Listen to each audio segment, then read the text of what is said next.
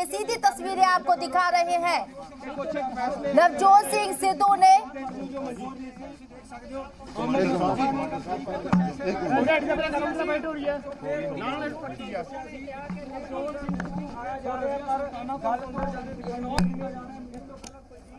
तो पंजाब के अंदर अभी नई सरकार तश्कील हुई है और इस्तीफों का दौर यहां शुरू हो गया है। नवजोत सिंह सिद्धू के आज पंजाब के सदर के ओहदे से इस्तीफा देने के बाद और अब काबीना में अभी शामिल हुई रजिया सुल्ताना ने भी अपने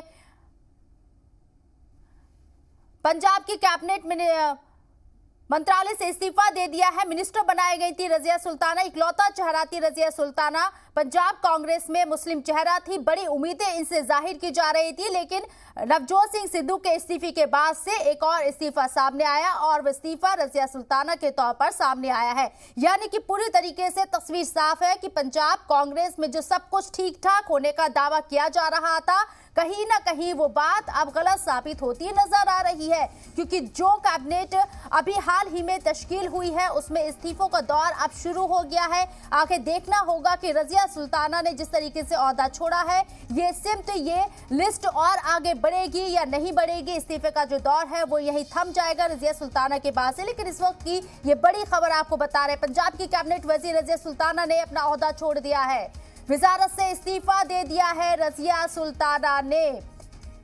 ये बड़ी खबर इस वक्त की